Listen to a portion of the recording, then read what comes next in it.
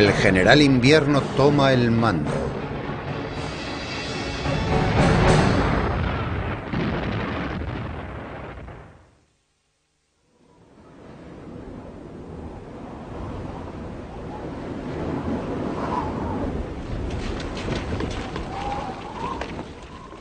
La meteorología ha sido siempre el factor más loco de la guerra. Ha influido y a veces decidido en victorias o derrotas. Ha detenido el avance de los ejércitos. Han muerto más hombres por condiciones meteorológicas adversas y las enfermedades que surgen en ellas que en combate. Pueden ser la congelación en la nieve y el hielo, o un calor abrasador. Pueden ser el ahogo de tormentas de arena en el desierto o ciclones en el mar. O quizá lluvias torrenciales que llenan los paisajes de caminos de barro que arrastran a los soldados hacia la muerte como arenas movedizas.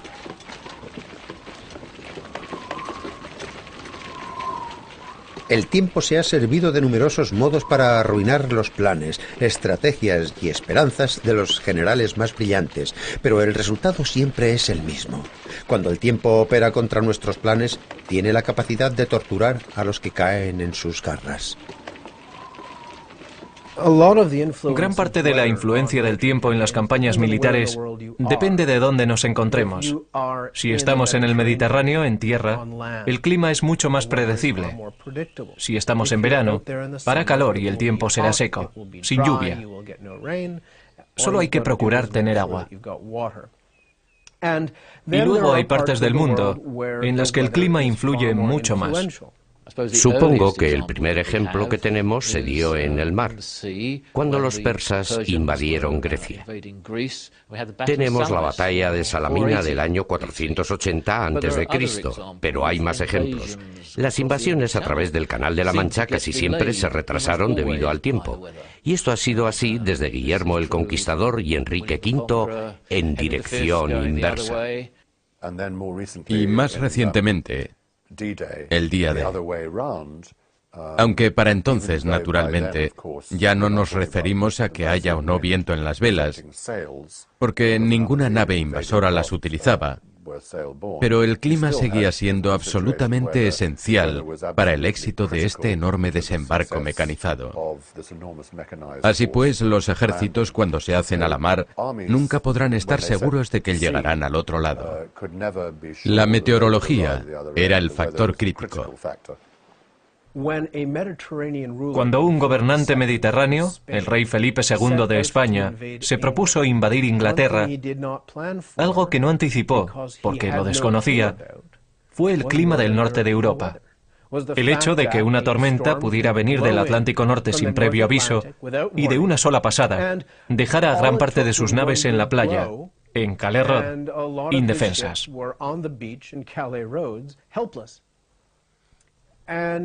Eso demuestra que sin un conocimiento intuitivo del clima que afectará al teatro de operaciones, podemos planificar hasta el último detalle y ser el tiempo el que nos fastidie al final.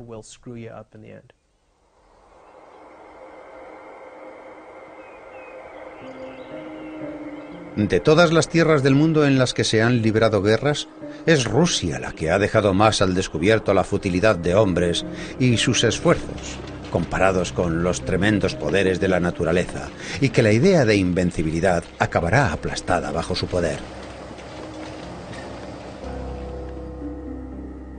Cuando Napoleón Bonaparte invadió Rusia en el año 1812 y Adolf Hitler en el 1941, ambos se encontraban orgullosos en la cima de su éxito militar. Sus ejércitos invasores fueron los más numerosos de su época. Ambos conquistaron imperios europeos, Hitler en poco más de un año.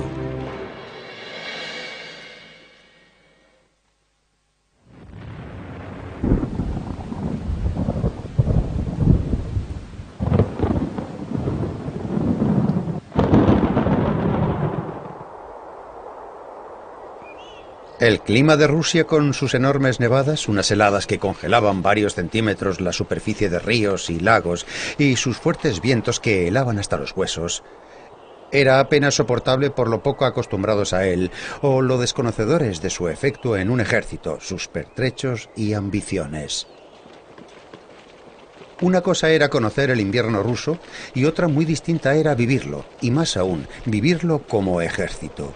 Vulnerable, en terreno abierto y rodeado de territorio hostil, cuyos habitantes quemaban sus propias casas y preferían destruir todo alimento y suministro antes que dejar que el enemigo tuviese el más mínimo alivio o ayuda.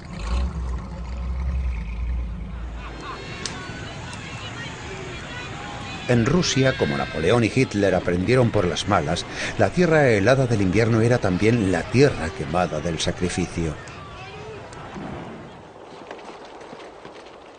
Los relatos de los soldados que sufrieron el tremendo suplicio de la intemperie son notablemente similares, a pesar de la diferencia de 130 años entre ellos. En el año 1812, uno de los granaderos de Napoleón escribió en su diario: «Hace tanto frío que los cuervos caen congelados desde el cielo. Tenemos las narices tapadas, la boca llena de carámbanos de hielo y agujas que el viento nos echa a la cara para cegarnos». En general, desde el punto de vista ruso, el clima es feroz, muy extremo y muy desagradable para máquinas y seres humanos.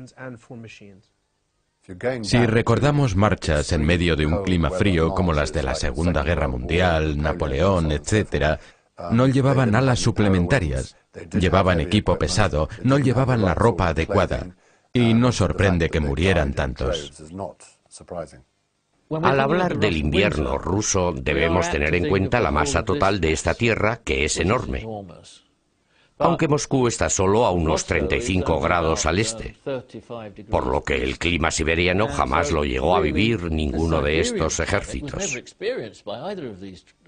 Lo pasaron peor cuando los vientos soplaban desde el este y traían corrientes de las regiones muy frías o en ocasiones, por supuesto, del Ártico.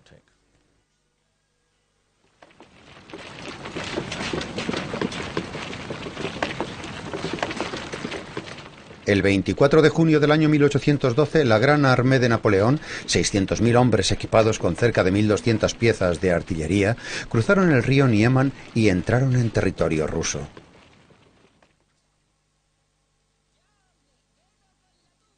Con una fuerza que superaba a los rusos en proporción de más de 2-1, Napoleón creyó, al igual que Hitler años más tarde, que unas pocas victorias rápidas y unas cuantas semanas bastarían para lograr su nuevo triunfo. Napoleón confiaba tanto en ello que sus soldados entraron en Rusia con uniforme de verano. Napoleón esperaba poder conducir a los rusos a una batalla decisiva y derrotarlos allí para devolver a su ejército a su lugar de origen en Europa, antes de que empezara el tiempo frío de verdad. Napoleón no sabía cuánto tiempo se iba a quedar en Rusia y nunca lo llegó a precisar. De hecho, en junio de 1812 se refirió a la invasión de Rusia como cuestión no de una campaña, sino de dos, de modo que Napoleón mantenía abiertas sus opciones. Podía hacerlo en una temporada, pero más probablemente en dos.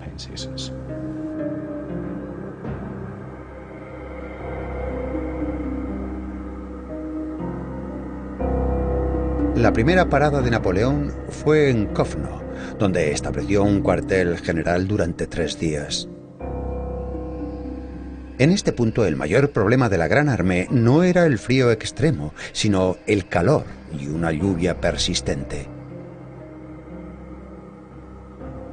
Napoleón siguió avanzando hasta Vilna. Las carreteras rusas eran muy malas y pronto se volvieron charcos de barro. Los caballos luchaban por avanzar y los carros se atascaban sin remedio. Posteriormente, cuando la Gran Armée se esforzaba por llegar a Vitebsk, tuvieron que abandonar muchos carros y los caballos empezaron a morir, 8.000 solo entre Vilna y Vitebsk. Las cosas ya empezaban a complicarse. El plan de Napoleón tras cruzar el Nieman era introducirse entre los dos principales ejércitos rusos, uno dirigido por el príncipe Miguel Andrés Bogdanovich y formado por 127.000 hombres al norte del río, y el otro una fuerza de 43.000 hombres bajo el mando del príncipe Pedro Bagration entre el Niemen y las marismas de Pripet y aplastarlos uno detrás de otro.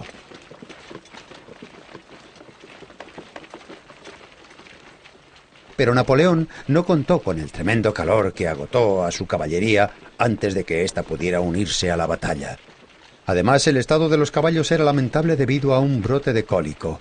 A pesar de estos inconvenientes, los franceses aún podían atacar a los rusos por el flanco y acabar con sus dos ejércitos según lo planeado. Sin embargo, la oportunidad se les escapó, y hacia el final de julio del año 1812, los rusos se retiraron hacia el este cruzando el río Dnieper. Los franceses emprendieron la persecución. La retirada rusa progresaba, penetrando cada vez más en aquel enorme territorio. Napoleón logró dar alcance a los rusos y forzó la batalla en Smolensk el 17 de agosto y en Balutino el 19.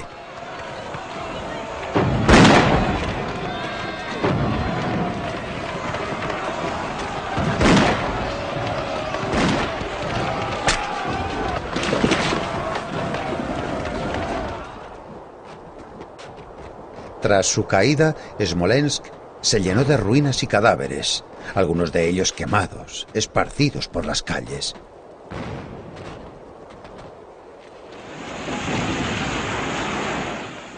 Cuando Napoleón se desplazó de Smolensk a Viasma, encontró la ciudad en llamas. Más adelante descubrió que los rusos se habían llevado de Gizansk todo el pan y la sal, y en medio de temperaturas que superaban los 32 grados, el suministro de agua era críticamente escaso. La batalla siguiente, en Borodino, 110 kilómetros al oeste de Moscú, no decidió nada.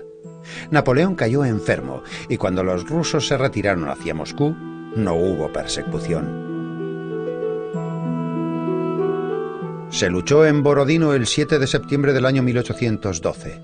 Napoleón y una gran armée ya diezmada, agotada, hambrienta y enferma, se habían internado 1.100 kilómetros en Rusia frente a un enemigo que aún eludía la derrota, y lo que era peor, se negaba a aceptarla.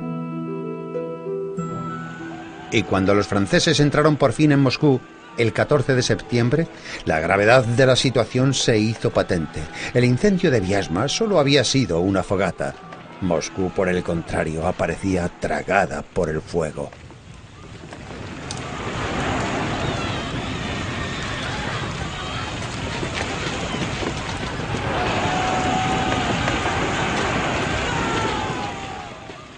Siguiendo órdenes del gobernador de Moscú, gran parte de la población había sido evacuada y los rusos quemaron la ciudad.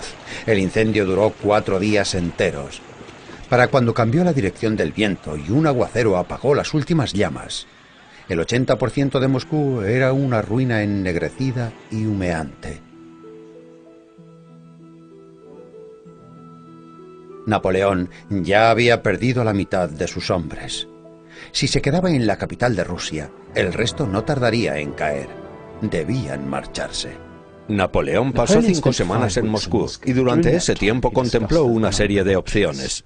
No se hizo evidente de inmediato que tuviera que retirarse de Rusia. Es más, eso es lo que precisamente no quería hacer. Y durante un tiempo jugó con la idea de avanzar sobre San Petersburgo, porque si Alejandro no iba hasta él con una oferta de paz, él iría hasta Alejandro con la Grande Armée o con los 100.000 hombres que le quedaban hasta dictar los términos de la paz.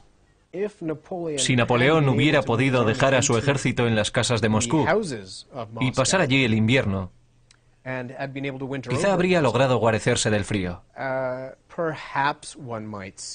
Y si los rusos no hubieran dejado una gran cantidad de alimento para los soldados de Napoleón, estos habrían muerto de hambre. Habría dado igual que se refugiaran. Habrían muerto de hambre. Supongo que sabía algo sobre el invierno ruso. Estaba rodeado de personas que habían visitado la corte de San Petersburgo. Las relaciones entre Rusia y Francia eran relativamente estrechas y el tránsito entre ambos países era bastante normal. Era más lento que ahora, pero bastante normal, de modo que los franceses estaban familiarizados con el clima de Rusia. ¿Por qué no preparó planes de emergencia? ¿Megalomanía? Esperaba tener éxito, eso pasó, de modo que no le hacía falta.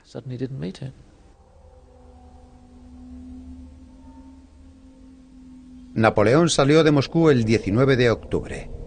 Lo acompañaban 87.500 soldados de infantería, 1.470 de caballería, 533 cañones y un tren de unos 40.000 vagones y carros.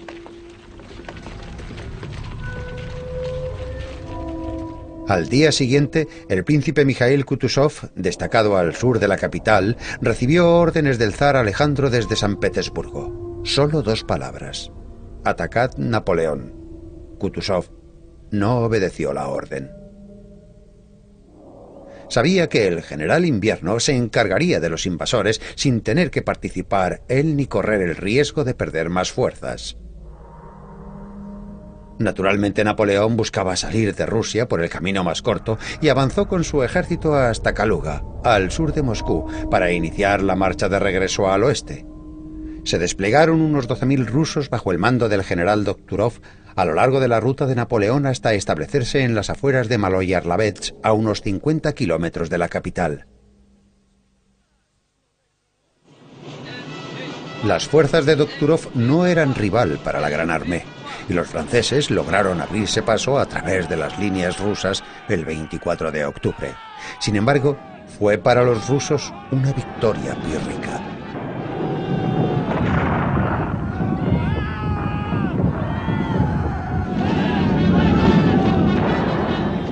Napoleón se dio cuenta de que el principal ejército ruso, el dirigido por Kutuzov, había ocupado posiciones a lo largo de la ruta sur por la que esperaba salir de Rusia.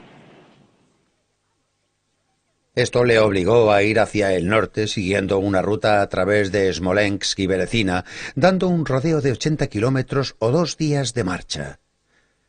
Era más o menos la ruta inversa que la Gran Armée había recorrido para llegar a Moscú. Los franceses regresaban a los lugares donde los rusos ya habían quemado y destruido casi todos los recursos y donde ellos mismos saquearon lo poco que quedaba. Cuando los franceses salieron de Maloyarlavets, no se llevaron ningún tipo de alimento o suministros, y el 28 de octubre cayó la primera gran escarcha. 9 días después, el 6 de noviembre, cayeron las primeras nieves. Entonces empezó lo peor. Con el invierno, las temperaturas cayeron bajo cero y no volvieron a subir.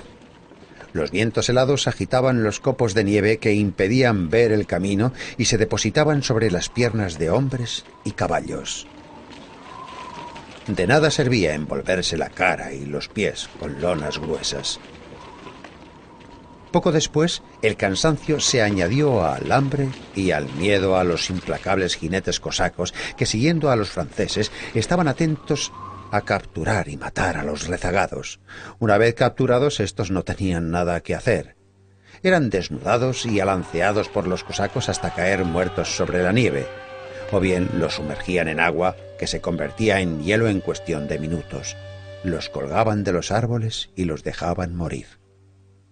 Los franceses desarrollaron un miedo enorme a los cosacos. No los respetaban como soldados, pues no se enfrentaban cara a cara, pero siempre estaban por los alrededores, detrás del próximo monte, al otro lado de un bosque. Y si uno se alejaba de su unidad, si por ejemplo andaba buscando comida, era muy probable que los cosacos lo capturaran. El miedo real de los franceses era que los cosacos los entregaran a grupos de partisanos que se vengarían de ellos al modo clásico, de la forma más atroz e incómoda posible.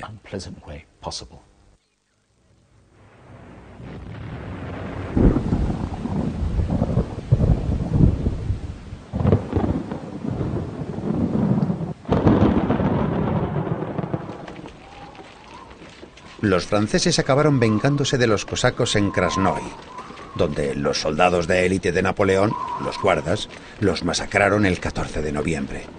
Sin embargo, ya entonces la Gran Armée era un pobre reflejo del orgullo y gloria de otros tiempos.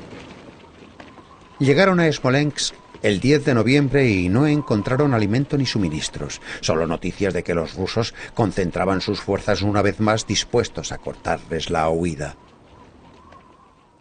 Tras salir de Smolensk, los franceses llegaron al río Berecina el 25 de noviembre y vieron que su superficie era una carrera de hielos flotantes y unas aguas heladas demasiado profundas para vadear. Cerca de allí, en Studianka, los rusos de Kutuzov los esperaban, confiando en que por fin derrotarían a los franceses de una vez por todas. Kutuzov dijo a sus hombres: «El final de Napoleón está irrevocablemente marcado. Está aquí, en las aguas heladas del Berecina. Aquí su estrella se extinguirá». Se equivocaba. Había subestimado gravemente la habilidad, el oficio y el valor casi suicida de los zapadores de Napoleón.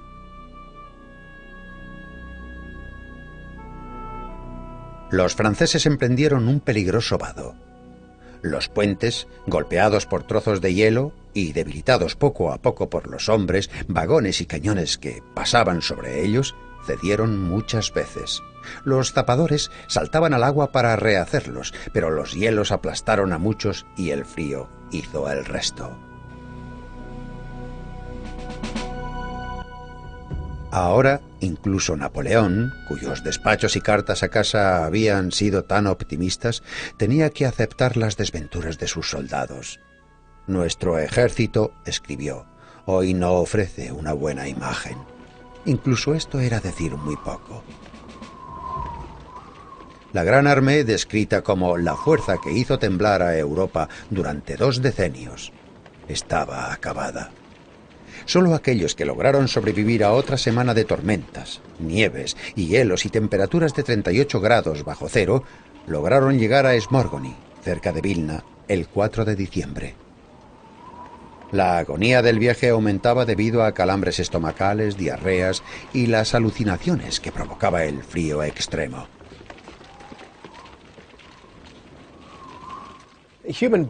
El cuerpo humano es, en cierto modo, un instrumento muy delicado que sabe autorregularse. Debe funcionar bajo ciertas condiciones estrechamente definidas de humedad y temperatura. Por suerte, el planeta Tierra está lleno de lugares en los que la raza humana ha podido evolucionar en condiciones ideales.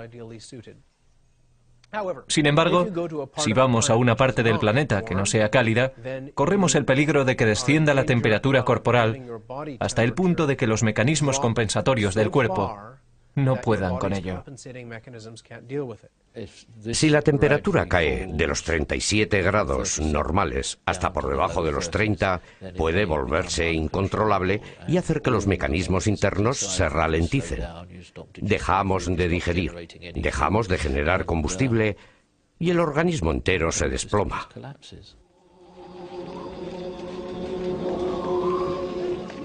Aunque los rusos, por supuesto, estaban más acostumbrados a su propio invierno que los franceses, no eran inmunes a sus ataques. Se calcula que de los 100.000 hombres del ejército de Kutuzov, por ejemplo, cayeron más de 2/3. Sin embargo, los franceses, que luchaban lejos de su casa en territorio extranjero hostil, sufrieron mucho más. Según el general prusiano Karl Maria von Clausewitz, el defensor de la guerra total, de los 600.000 que siguieron a Napoleón a Rusia en junio, incluyendo las reservas y refuerzos que llegaron después, solo quedaron 48.000.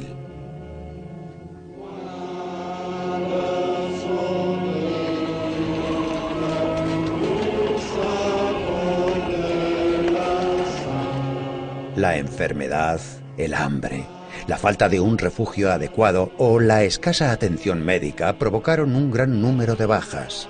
Pero el frío, un frío inclemente, fue el mayor culpable.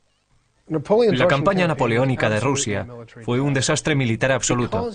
Al llevarse un ejército tan grande a Rusia, se convirtió en un desastre enorme. ¿Hasta qué punto fue responsable el clima? El clima fue la última gota, supongo. Casi lo había conseguido. Fue durante las últimas semanas, de regreso a Polonia, cuando los soldados quedaron expuestos a los auténticos rigores de un frío invierno. Lo que acabó con el ejército de Napoleón no fue el clima. Fue que Napoleón llevó a su ejército a un lugar inhóspito, porque Rusia es tan grande que el día en que se decide invadirla es el día en que se pierde la guerra.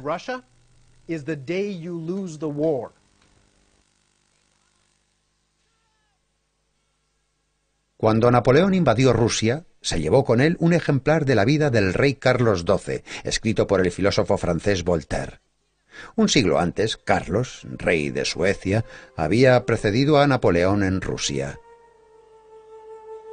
Su invasión, que tuvo lugar en el año 1707 durante la Gran Guerra del Norte, determinó la posterior experiencia de Napoleón.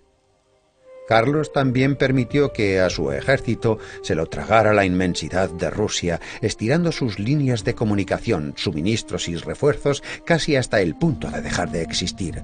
Al igual que Napoleón, Carlos también quedó atrapado por el general invierno y sus ejércitos fueron cruelmente diezmados por el hielo y la nieve. Al final, tras una batalla de 3 días en Poltava, Ucrania, en julio del año 1709, la mayoría del ejército sueco tuvo que rendirse.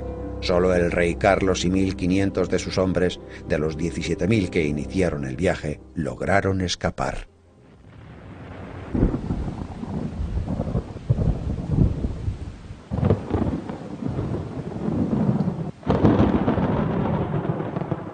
En el año 1812, Napoleón confiaba en no repetir los errores del rey Carlos. Fue una suposición arrogante. Es famoso el dicho de que quienes no aprenden de la historia están condenados a repetirla. Se cumplió en el caso de Napoleón y de nuevo en el caso de Hitler en el año 1941. Se produjeron unos cambios enormes en el siglo XX. Carlos XII y Napoleón solo conocieron el clima en términos generales. No contaban con cifras, porque las cifras no existían entonces y no imaginaron el tiempo en cifras. Solo sabían que haría mucho frío en invierno, calor en verano y humedad en las marismas. Y esperaban que sus ejércitos pudieran sobreponerse. Hitler, por otro lado, dispuso de meteorología científica. Poseía un servicio meteorológico muy desarrollado y por ello fue capaz de utilizar información meteorológica mucho mejor que cualquiera de sus predecesores. Pero debemos recordar que el tiempo es un sistema caótico y complejo en el sentido matemático. Es un sistema tan complejo que lo que sale de él no se relaciona directamente con lo que entra en él.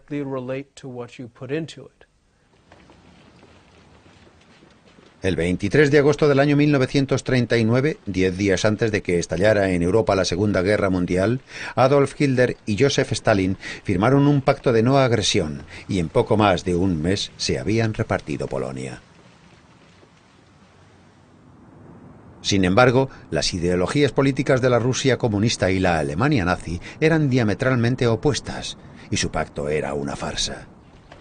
Casi todo lo que Hitler había hecho desde su llegada al poder en Alemania en el 33 tenía un objetivo por encima de todos: el sometimiento de los pueblos eslavos del este de Europa y la captura de sus tierras como Lebensraum o espacio vital para el pueblo alemán. Para ello, el desmembramiento y colonización de Rusia era una de las grandes prioridades. Los rusos, por su parte, recelaban de Hitler y en el 39 y 40 tomaron la precaución de crear una zona de contención que supuso prácticamente la toma de Lituania, Letonia, Estonia y una parte sustancial de Finlandia. Joseph Stalin, sin embargo, se resistía a creer que Hitler se embarcara en otra guerra por el este, cuando su guerra en el oeste con Gran Bretaña, aún desafiándolo, no había concluido con éxito. Los líderes militares rusos, más sabios en cuestiones bélicas, leyeron los signos con mayor precisión. En la primavera del 41 vieron como un presagio que Hitler ocupara o firmara tratados con países balcánicos situados en el flanco sur de su ruta de invasión.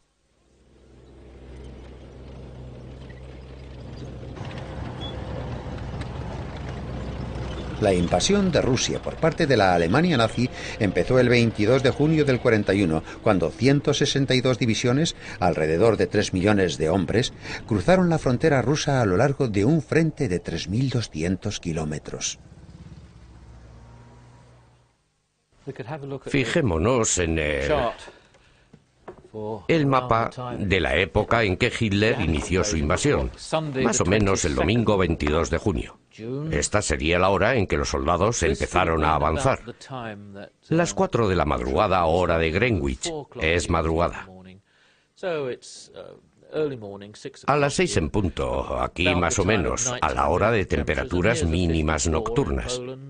Y aquí tenemos 12 grados en Polonia. Entre 10 y 12 cerca de la costa. 11 grados Celsius. Hace bueno y no llueve. Hay buena visibilidad. Una buena mañana para lanzar una invasión.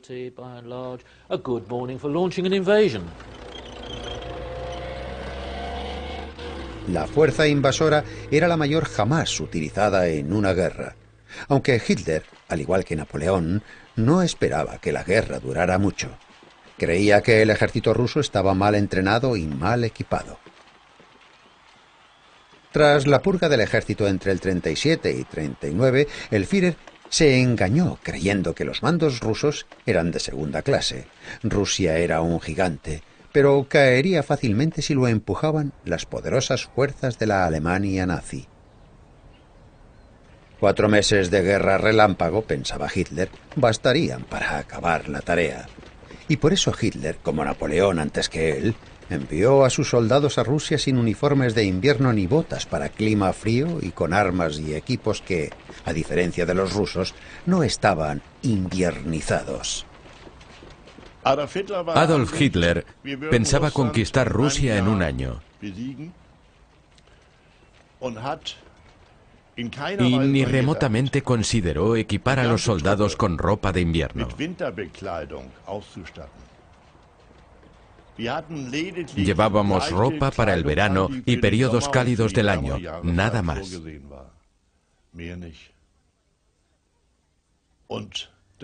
Y entonces ocurrió lo peor. Porque en Rusia, en los 2 inviernos de 1941-42 y de 1942-43, hubo temperaturas de hasta 45 grados bajo cero. Y en el verano el termómetro subía hasta los 40 grados, y debíamos resistir ese diferencial. Más tarde se supo que en el frente hubo muchas más muertes debido a la exposición de miembros humanos al frío que bajas o lesiones provocadas por el enemigo.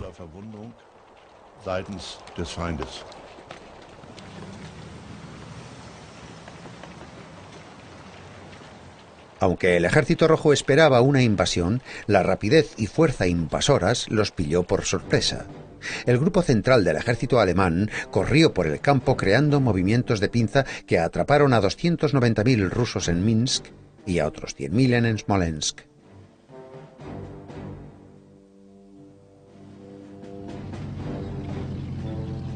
Para el 19 de julio, los alemanes habían capturado además 4.500 tanques rusos y 3.300 cañones, y el grupo central del ejército ya se dirigía hacia Moscú.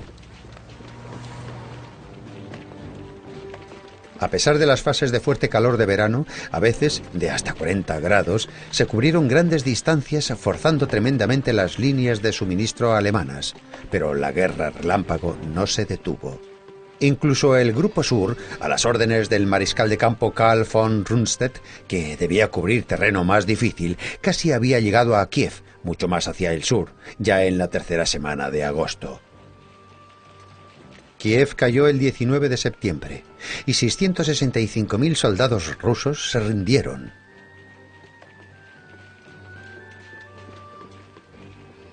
Mientras tanto, la Luftwaffe machacaba a la Fuerza Aérea Soviética.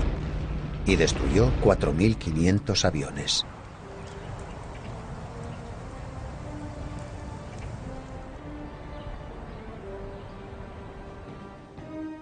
Para septiembre los alemanes habían llegado a Crimea y se dirigían a Sebastopol.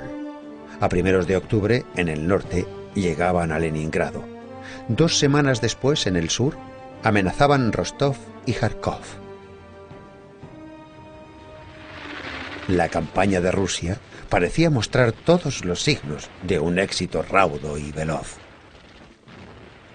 Aunque al principio fue así, iba a ser una reedición de lo de Francia y Países Bajos cuando en el año 1940 la guerra relámpago se apuntó a una victoria tan brillante en solo 6 semanas. Los 4 meses que se dio Hitler expiraban el 22 de octubre y para entonces sus ejércitos aún estaban a 65 kilómetros de Moscú.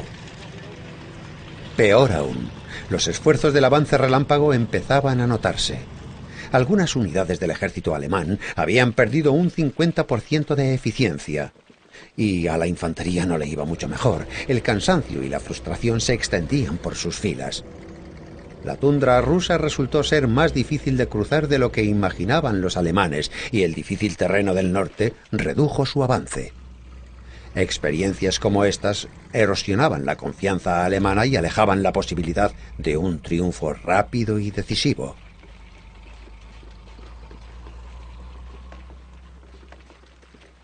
En octubre ya había empezado el otoño, con lluvias torrenciales que convirtieron los caminos en barro espeso. Llegó noviembre, y con él el invierno, y Moscú quedaba aún lejos de los invasores.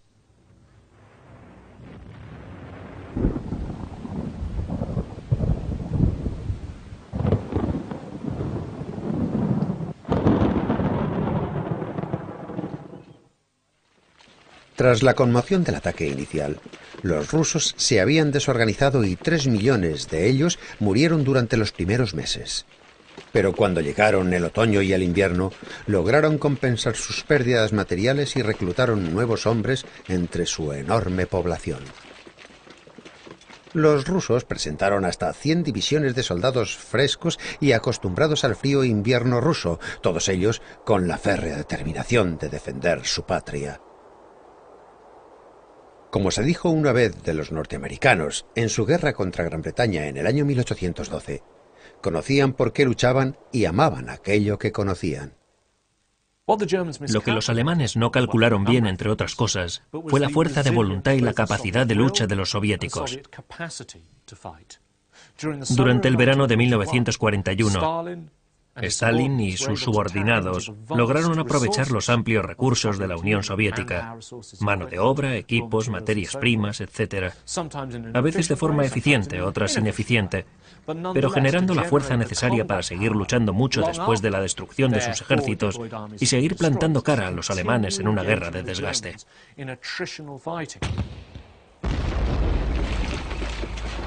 Este era, pues, el calibre del Ejército Rojo que cerró el camino de los alemanes a Moscú.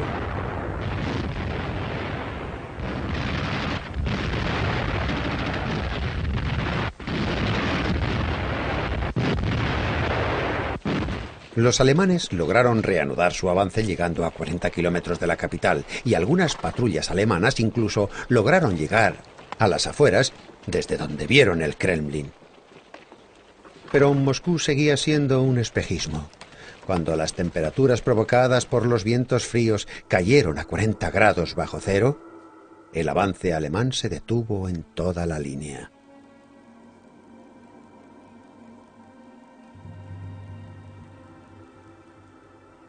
Hitler, furioso, ya había despedido a von Rundstedt y ahora relevaba del mando a otros generales para asumir el mando personalmente.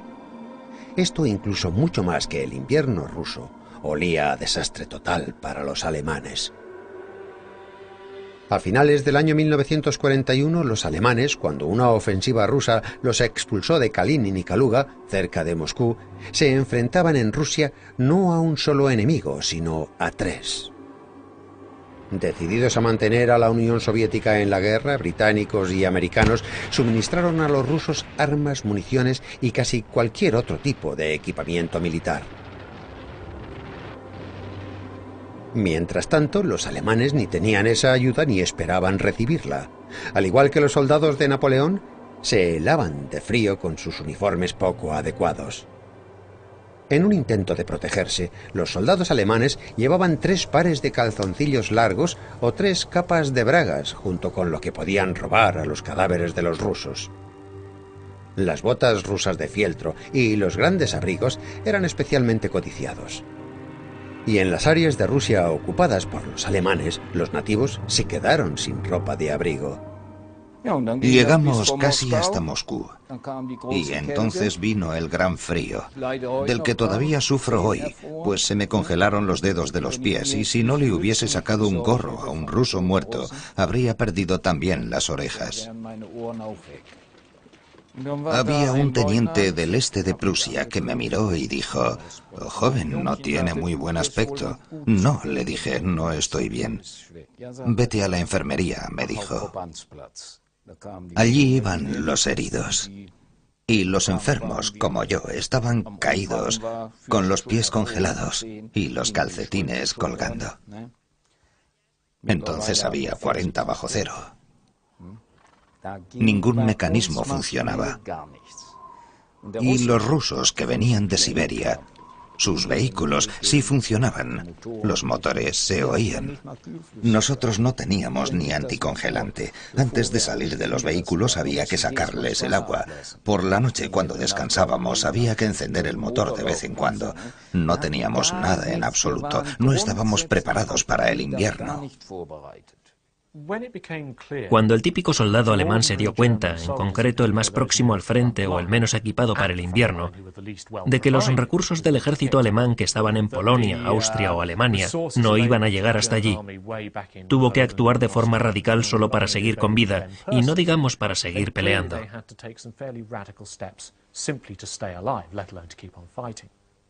Pero por desgracia para los lugareños, y las fuerzas alemanas no podían suministrar lo que los alemanes necesitaban para sobrevivir, eran los de allí quienes debían hacerlo. El sistema de campos de concentración de Hitler sustraía sistemáticamente los abrigos de piel de cada judío de Europa. Y una de las formas básicas de adaptación al invierno era tomar los abrigos de piel, arrebatados a los que gaseaban en Polonia Central, colocarlos en furgonetas y llevarlos hasta los soldados que se congelaban en el frente oriental. Allí daban la vuelta a los abrigos y se calentaban.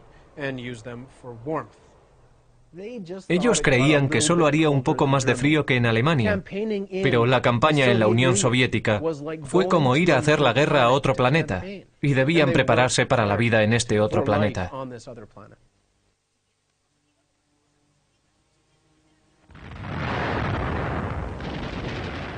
Las armas alemanas eran tan poco adecuadas para el invierno como su ropa.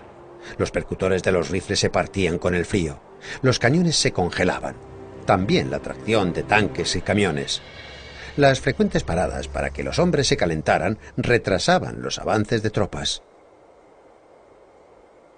La movilidad se vio gravemente limitada. El mismo aire era hielo y el aliento se congelaba en cuestión de segundos. La nieve llegaba hasta la cintura en algunos puntos y tropezar podía ser fatal. Un hombre caído podía morir congelado en pocos minutos. En situaciones de guerra, tenemos el gran problema de impedir que nos mate el oponente. Y tenemos, por otro lado, el problema igualmente grande del deterioro mental y físico, debido a la exposición a los elementos. Piense en una trinchera, por ejemplo, donde tal vez día sí, día no, haya que enfrentarse al barro, a la sangre de otros hombres y a los cadáveres, y haya que aguantar la lluvia que cae sin parar día tras día, semana tras semana. Es un enorme desgaste mental y algunos no lo soportan. Las armas alemanas, mucho peor adaptadas al invierno que las rusas, no funcionan en el frío extremo. No funcionan con el barro. Y esto representa un gran problema para los alemanes. No podía manejar bien la ametralladora. Se atascaba. Y en invierno, las ametralladoras alemanas casi nunca funcionaban.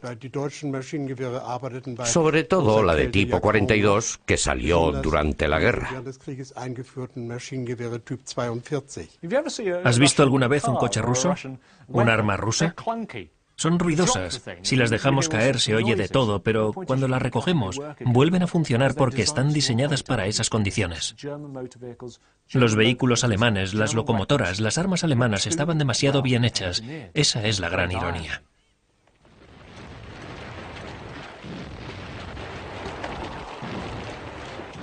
Para enero y febrero del año 42, los rusos atacaban la totalidad del frente, desde Finlandia en el norte hasta Crimea en el sur. Los alemanes, aunque obligados por primera vez a ponerse a la defensiva, mantuvieron el cerco de Leningrado, y por todas partes, las áreas defensivas conocidas como erizos mantenían a raya a los rusos y evitaban una retirada alemana en toda regla. Cuando llegaron por fin la primavera y el verano, a los alemanes les fue bien. Lograron eliminar las aristas creadas por los rusos durante el invierno y en julio del 42 capturaron Sebastopol. Entonces, nuevas órdenes del Führer y un cambio drástico de planes llegaron hasta los ejércitos alemanes desde Berlín. Ahora Hitler ordenaba dos grandes avances, a Stalingrado en el norte y al Cáucaso y sus valiosas reservas de petróleo en el sur. Desde el punto de vista estratégico, era una locura. Dividir la fuerza de los ejércitos en Rusia significaba reducir el número de hombres para ambas operaciones, y el hueco que se abría entre los dos avances, al norte y al sur, liberaba una masa de soldados rusos que no participaban directamente. Al final, la campaña del Cáucaso, que empezó el 13 de julio del 42, alcanzó un éxito mínimo, sobre todo después del debilitamiento que supuso la retirada del cuarto ejército de Panzers. Siguiendo órdenes de Hitler y ante la enorme protesta de sus comandantes en el Cáucaso, se enviaron los Panzers al norte para apoyar al sexto ejército, al mando del general Friedrich von Paulus, que se encontraba en medio de una lucha que era, en todos los sentidos, a muerte.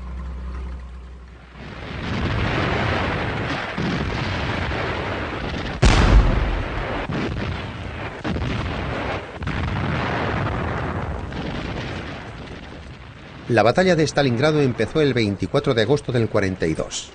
Fue uno de los enfrentamientos más feroces de la guerra, más parecida a una lucha ancestral por la supervivencia que a una operación militar moderna. Se prolongó durante otro invierno implacable de nieve, hielo y fríos vientos, antes de que von Paulus se viera obligado a rendirse el 31 de enero del 43. Para entonces habían muerto 200.000 alemanes y Stalingrado era una masa de escombros cubiertos de nieve. La ferocidad del invierno ruso se ha cobrado legiones de hombres al cabo de los años, su fuerza subestimada por colosos militares que no tuvieron en cuenta los extremos de la temperatura y el entorno. El poderoso Napoleón dominó naciones enteras, pero no llegó a identificar a uno de sus enemigos más peligrosos hasta que fue demasiado tarde. Incluso en el caso de Carlos, el rey de Suecia, el frío escandinavo no pudo prepararlo ni a él ni a sus hombres para el traicionero invierno ruso. Tras Stalingrado, la marcha de la guerra en el este se volvió de forma decisiva en contra de Hitler y abrió el camino hacia Berlín en el año 1945 y la destrucción del Tercer Reich en medio de la sangre, el fuego y la ruina de la guerra total. Aunque el invierno ruso no fue el único factor en estas derrotas legendarias, por tercera vez en menos de 2 siglos y medio había demostrado su capacidad frente al orgullo, la ambición, la estupidez y los graves errores de cálculo del ser humano.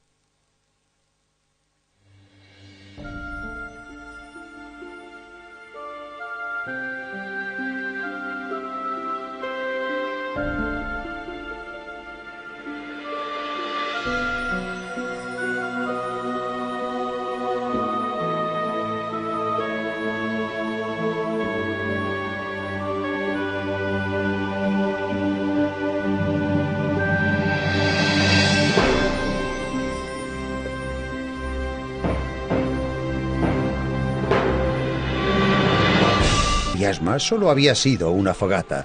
Moscú, por el contrario, aparecía tragada por el fuego.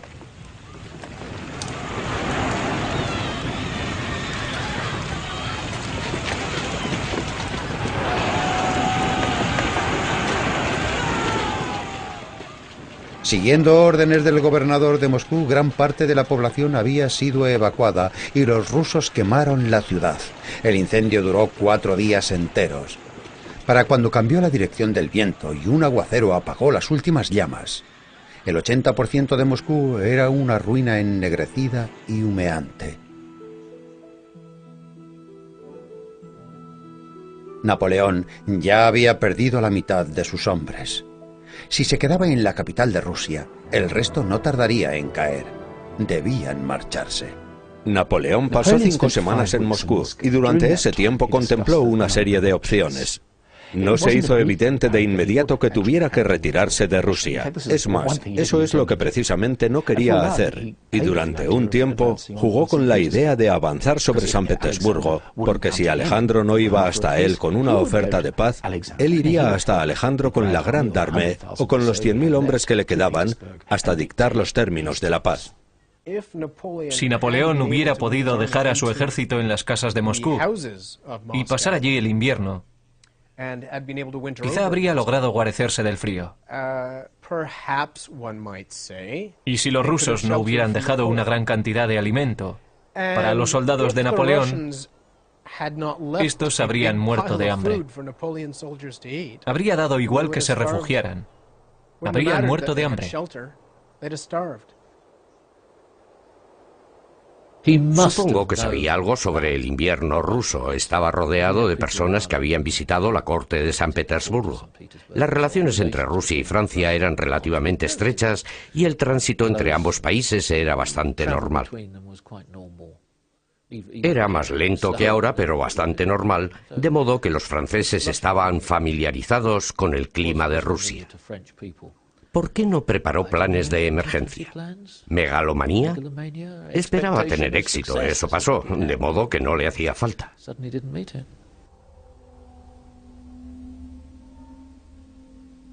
Napoleón salió de Moscú el 19 de octubre. Lo acompañaban 87.500 soldados de infantería, 1.470 de caballería, 533 cañones y un tren de unos 40.000 vagones y carros.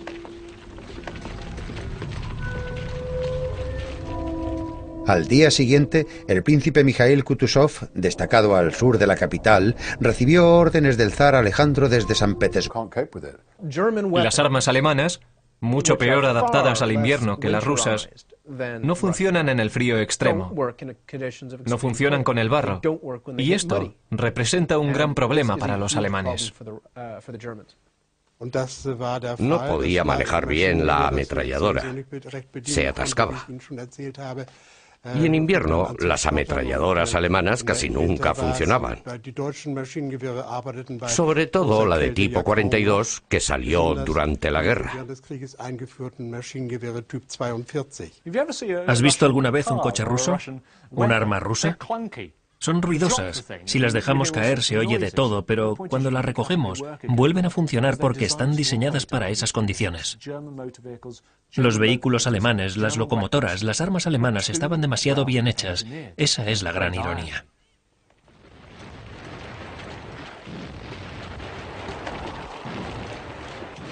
Para enero y febrero del año 42, los rusos atacaban la totalidad del frente, desde Finlandia en el norte hasta Crimea en el sur.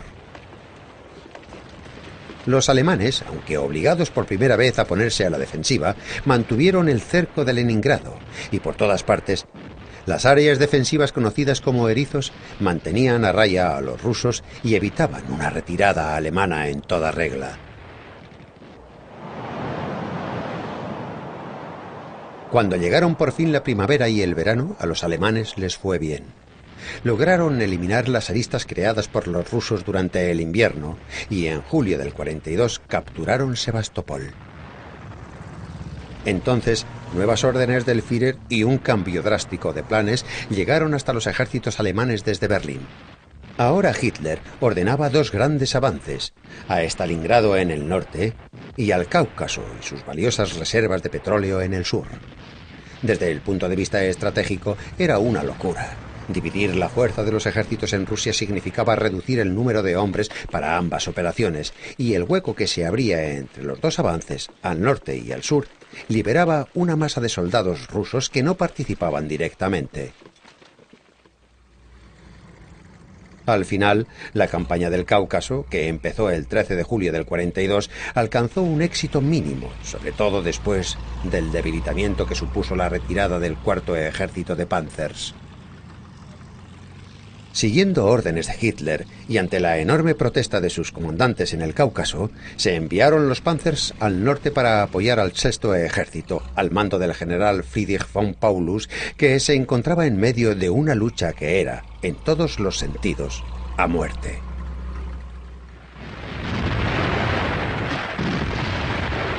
En el año 1812, conocían por qué luchaban y amaban aquello que conocían. Lo que los alemanes no calcularon bien, entre otras cosas, fue la fuerza de voluntad y la capacidad de lucha de los soviéticos. Durante el verano de 1941, Stalin y sus subordinados lograron aprovechar los amplios recursos de la Unión Soviética, mano de obra, equipos, materias primas, etc. A veces de forma eficiente, otras ineficiente, pero generando la fuerza necesaria para seguir luchando mucho después de la destrucción de sus ejércitos y seguir plantando cara a los alemanes en una guerra de desgaste.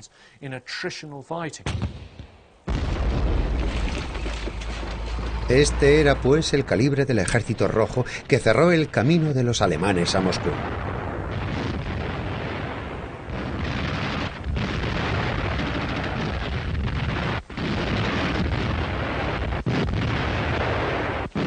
Los alemanes lograron reanudar su avance llegando a 40 kilómetros de la capital, y algunas patrullas alemanas incluso lograron llegar a las afueras, desde donde vieron el Kremlin. Pero Moscú seguía siendo un espejismo. Cuando las temperaturas provocadas por los vientos fríos cayeron a 40 grados bajo cero, el avance alemán se detuvo en toda la línea.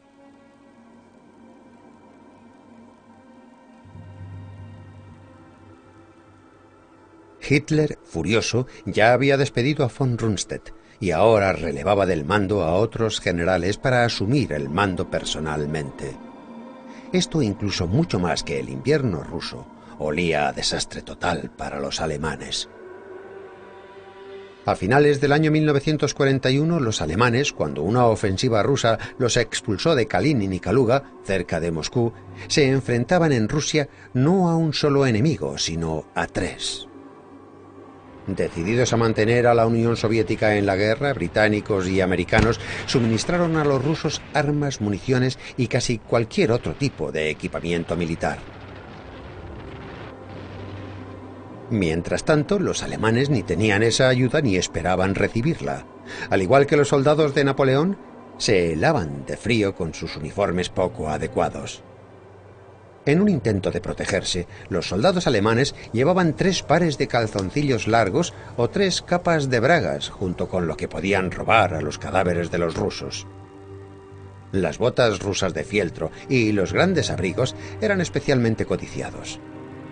Y en las áreas de Rusia ocupadas por los alemanes, los nativos se quedaron sin ropa de abrigo.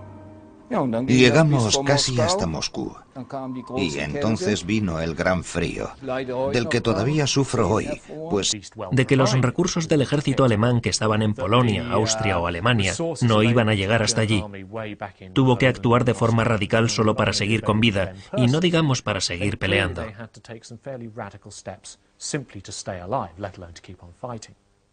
Pero por desgracia para los lugareños, y las fuerzas alemanas no podían suministrar lo que los alemanes necesitaban para sobrevivir, eran los de allí quienes debían hacerlo. El sistema de campos de concentración de Hitler sustraía sistemáticamente los abrigos de piel de cada judío de Europa. Y una de las formas básicas de adaptación al invierno era tomar los abrigos de piel, arrebatados a los que gaseaban en Polonia Central, colocarlos en furgonetas y llevarlos hasta los soldados que se congelaban en el frente oriental. Allí daban la vuelta a los abrigos y se calentaban. Ellos creían que solo haría un poco más de frío que en Alemania, pero la campaña en la Unión Soviética fue como ir a hacer la guerra a otro planeta, y debían prepararse para la vida en este otro planeta.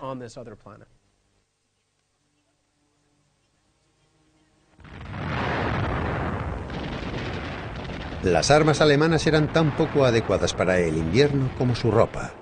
Los percutores de los rifles se partían con el frío. Los cañones se congelaban. También la tracción de tanques y camiones. Las frecuentes paradas para que los hombres se calentaran retrasaban los avances de tropas. La movilidad se vio gravemente limitada. El mismo aire era hielo y el aliento se congelaba en cuestión de segundos. La nieve llegaba hasta la cintura en algunos puntos y tropezar podía ser fatal. Un hombre caído podía morir congelado en pocos minutos. En situaciones de guerra, tenemos el gran problema de impedir que nos mate el oponente. Y tenemos, por otro lado, el problema igualmente grande del deterioro mental y físico, debido a la exposición a los elementos. Piense en una trinchera, por ejemplo, donde tal vez día sí, día no, haya que enfrentarse al barro, a la sangre de otros hombres y a los cadáveres, y haya que aguantar la lluvia que cae sin parar día tras día, semana tras semana. Es un enorme desgaste mental y algunos no lo soportan. Las armas alemanas, mucho peor adaptadas al invierno que las rusas, no funcionan en el frío extremo. No funcionan con el barro. Y esto representa un gran problema para los alemanes. No, Rusia fue un desastre militar absoluto. Al llevarse un ejército tan grande a Rusia, se convirtió en un desastre enorme. ¿Hasta qué punto fue responsable el clima? El clima fue la última gota, supongo. Casi lo había conseguido. Fue durante las últimas semanas, de regreso a Polonia, cuando los soldados quedaron expuestos a los auténticos rigores de un frío invierno. Lo que acabó con el ejército de Napoleón no fue el clima. Fue que Napoleón llevó a su ejército a un lugar inhóspito, porque Rusia es tan grande que el día en que se decide invadirla es el día en que se pierde la guerra.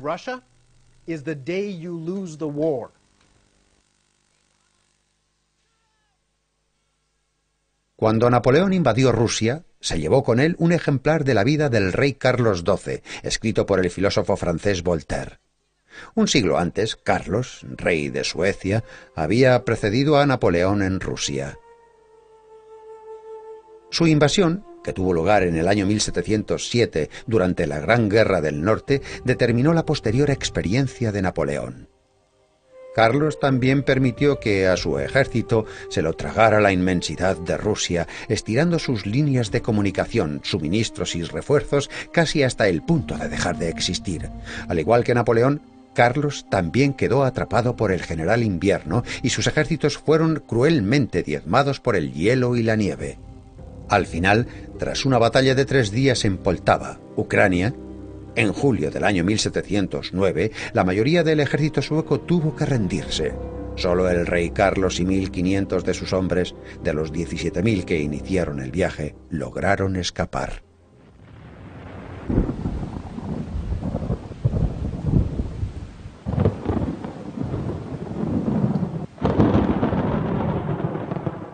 En el año 1812, Napoleón confiaba en no repetir los errores del rey Carlos. Fue una suposición arrogante. Es famoso el dicho de que quienes no aprenden de la historia están condenados a repetirla. Se cumplió en el caso de Napoleón y de nuevo en el caso de Hitler en el año 1941. Se produjeron unos cambios enormes en el siglo XX. Carlos XII y Napoleón solo conocieron el clima en términos generales. No contaban con cifras, porque las cifras no existían entonces y no imaginaron el tiempo en cifras. Solo sabían que haría mucho frío en invierno, calor en verano y humedad en las marismas. Y esperaban que sus ejércitos pudieran sobreponerse. Hitler, por otro lado, Las frecuentes paradas para que los hombres se calentaran retrasaban los avances de tropas. La movilidad se vio gravemente limitada. El mismo aire era hielo y el aliento se congelaba en cuestión de segundos. La nieve llegaba hasta la cintura en algunos puntos y tropezar podía ser fatal. Un hombre caído podía morir congelado en pocos minutos. En situaciones de guerra, tenemos el gran problema de impedir que nos mate el oponente. Y tenemos, por otro lado, el problema igualmente grande del deterioro mental y físico, debido a la exposición a los elementos.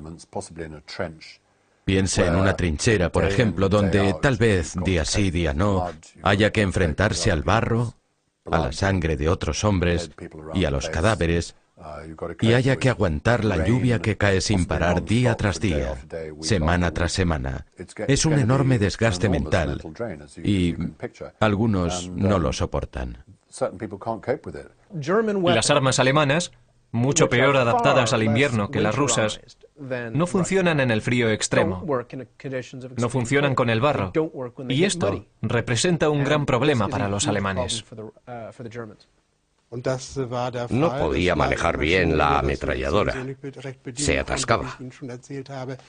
Y en invierno, las ametralladoras alemanas casi nunca funcionaban.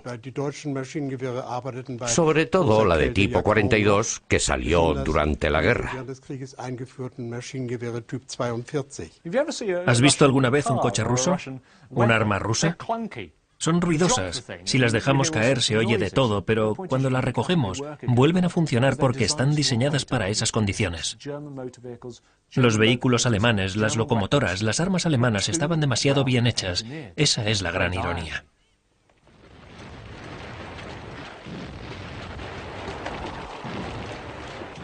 Para enero y febrero del año 42, los rusos atacaban la totalidad del frente, desde Finlandia en el norte hasta Crimea en el sur. Los alemanes, aunque obligados por primera vez a ponerse a la defensiva, mantuvieron el cerco de Leningrado y por todas partes las áreas defensivas conocidas como erizos mantenían a raya a los rusos y evitaban una retirada alemana en toda regla. Cuando llegaron por fin la primavera y el verano, a los alemanes les fue bien. Lograron eliminar las aristas creadas por los rusos durante el invierno y en julio del 42 capturaron Sebastopol. Entonces, nuevas órdenes del Führer y un cambio drástico de plan. Moscú, por el contrario, aparecía tragada por el fuego.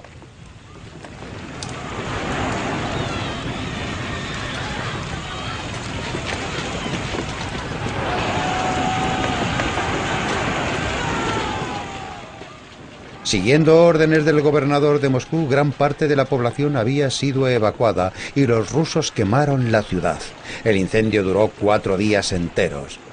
Para cuando cambió la dirección del viento y un aguacero apagó las últimas llamas, el 80% de Moscú era una ruina ennegrecida y humeante. Napoleón ya había perdido la mitad de sus hombres. Si se quedaba en la capital de Rusia, el resto no tardaría en caer. Debían marcharse. Napoleón pasó 5 semanas en Moscú y durante ese tiempo contempló una serie de opciones. No se hizo evidente de inmediato que tuviera que retirarse de Rusia. Es más, eso es lo que precisamente no quería hacer. Y durante un tiempo jugó con la idea de avanzar sobre San Petersburgo, porque si Alejandro no iba hasta él con una oferta de paz, él iría hasta Alejandro con la Grande Armée o con los 100.000 hombres que le quedaban hasta dictar los términos de la paz. Si Napoleón hubiera podido dejar a su ejército en las casas de Moscú y pasar allí el invierno, quizá habría logrado guarecerse del frío. Y si los rusos no hubieran dejado una gran cantidad de alimento para los soldados de Napoleón, estos habrían muerto de hambre. Habría dado igual que se refugiaran. Habrían muerto de hambre. Supongo que sabía algo sobre el invierno ruso. Estaba rodeado de personas que habían visitado la corte de San Petersburgo. Las relaciones entre Rusia y Francia eran relativamente estrechas y el tránsito entre ambos países era bastante normal.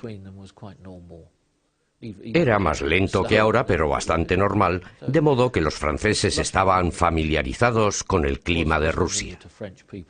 ¿Por qué no preparó planes de emergencia? ¿Megalomanía? Esperaba tener éxito, eso pasó, de modo que no le hacía falta.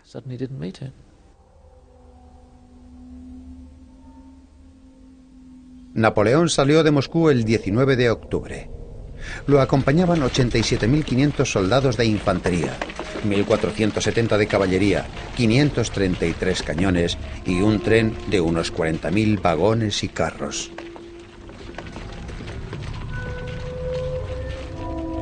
Al día siguiente, el príncipe Mikhail Kutuzov, destacado al sur de la capital, recibió órdenes del zar Alejandro desde San Petersburgo. Solo dos palabras. Atacad Napoleón. Kutuzov no obedeció la orden. Sabía que el general Invierno se encargaría de los invasores sin tener que participar él ni correr el riesgo de perder más fuerzas. Naturalmente, Napoleón buscaba salir de Rusia por el camino más corto y avanzó con su ejército hasta Kaluga, al sur de Moscú, para iniciar la marcha de regreso al oeste. Se desplegaron unos 12.000 rusos bajo el mando del general Dokturov a lo largo de la ruta de Napoleón hasta establecerse en las afueras de Maloyarlavets, a unos 50 kilómetros de la capital. Las fuerzas de Dokturov no eran rival para la Gran Armée, y los franceses lograron abrirse paso a través de las líneas rusas el 24 de octubre. Sin embargo, fue para los rusos una victoria pírrica.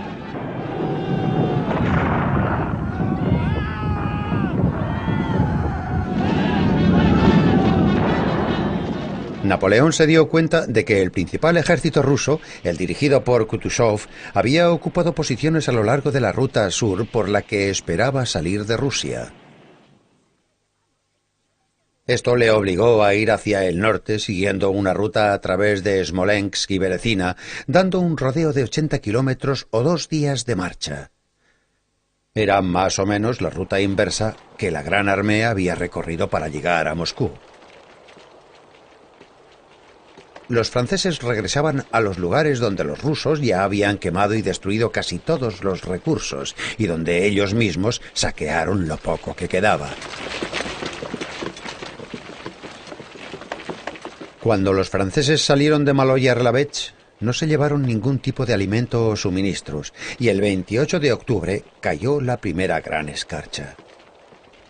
9 días después, el 6 de noviembre, cayeron las primeras nieves. Entonces empezó lo peor. Con el invierno, las temperaturas cayeron bajo cero y no volvieron a subir. Los vientos helados agitaban los copos de nieve que impedían ver el camino y se depositaban sobre las piernas de hombres y caballos. De nada servía envolverse la cara y los pies con lonas gruesas. Poco después, el cansancio se añadió al hambre y al miedo a los implacables jinetes cosacos que, siguiendo a los franceses, estaban atentos a capturar y matar a los rezagados. Una vez capturados, estos no tenían nada que hacer. Eran desnudados y alanceados por los cosacos hasta caer muertos sobre la nieve, o bien los sumergían en agua que se convertía en hielo en cuestión de minutos. Los colgaban de los árboles y los dejaban rusos una victoria pírrica.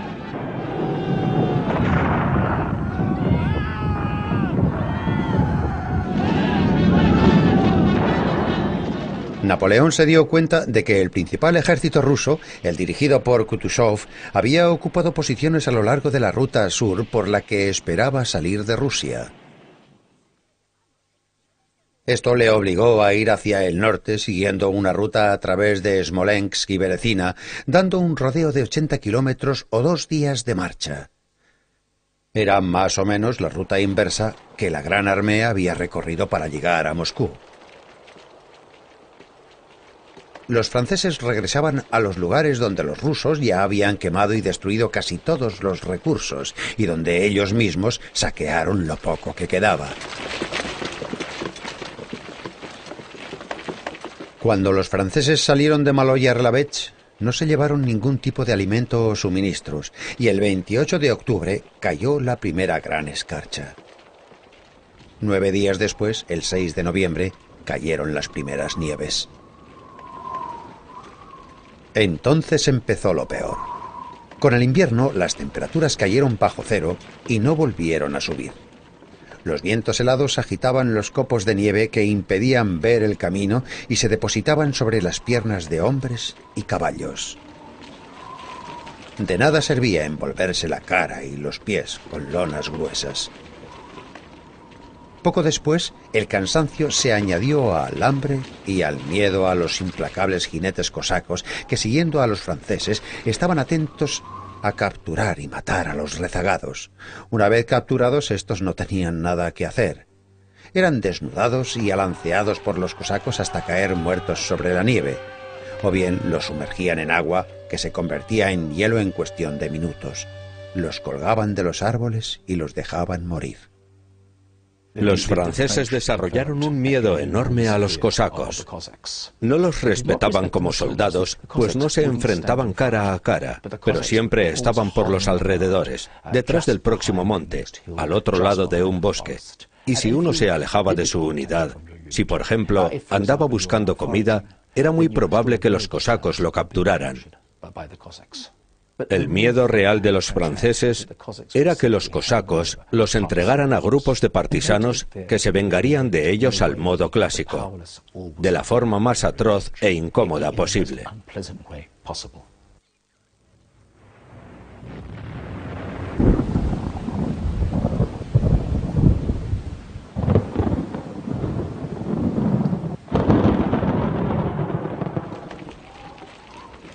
Los franceses han influido y a veces decidido en victorias o derrotas. Ha detenido el avance de los ejércitos.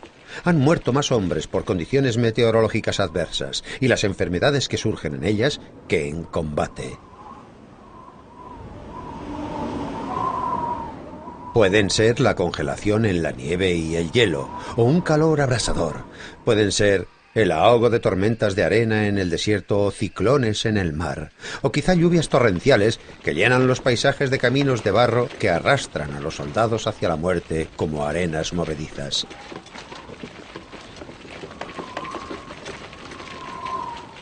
El tiempo se ha servido de numerosos modos para arruinar los planes, estrategias y esperanzas de los generales más brillantes, pero el resultado siempre es el mismo.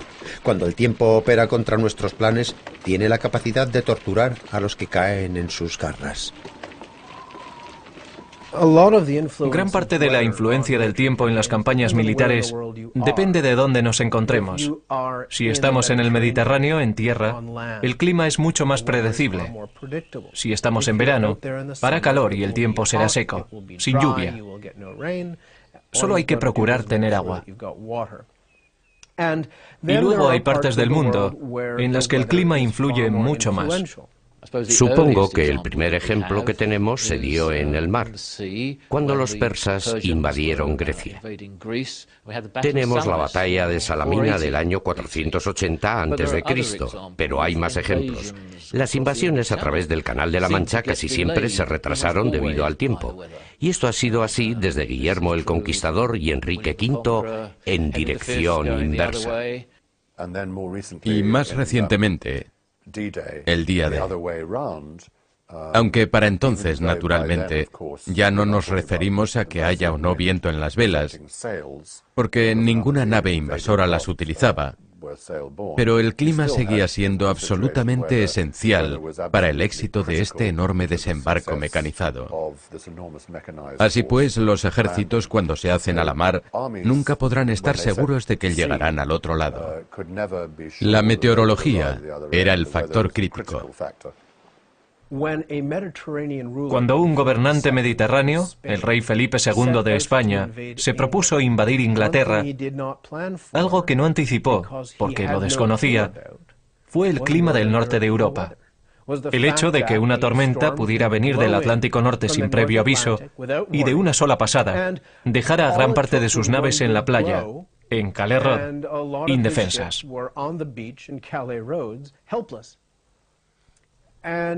Eso demuestra que sin un conocimiento intuitivo del clima que afectará. En la primavera del 41 vieron como un presagio que Hitler ocupara o firmara tratados con países balcánicos situados en el flanco sur de su ruta de invasión.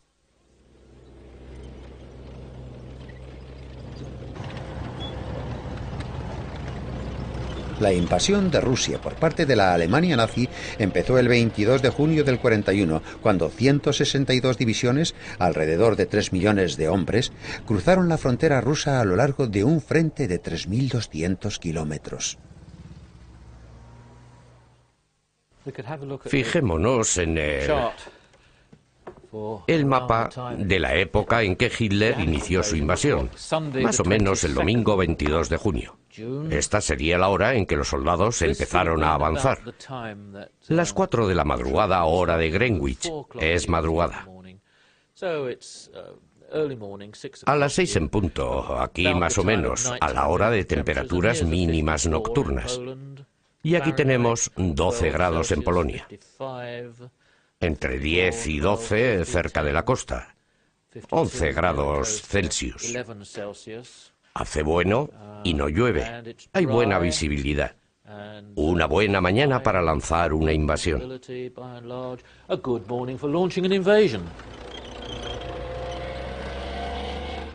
La fuerza invasora era la mayor jamás utilizada en una guerra. Aunque Hitler, al igual que Napoleón, no esperaba que la guerra durara mucho. Creía que el ejército ruso estaba mal entrenado y mal equipado.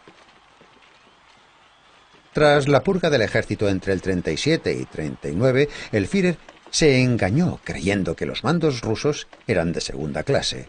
Rusia era un gigante, pero caería fácilmente si lo empujaban las poderosas fuerzas de la Alemania nazi. 4 meses de guerra relámpago, pensaba Hitler, bastarían para acabar la tarea.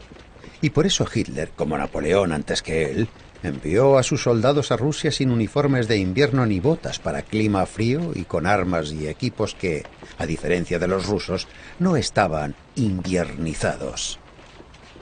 Adolf Hitler pensaba conquistar Rusia en un año.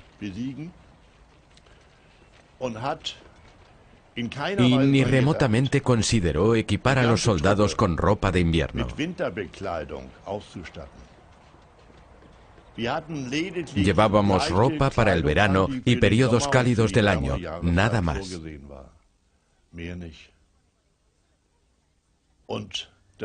Y entonces ocurrió lo peor. Porque en Rusia, en los 2 inviernos de 1941-42 y de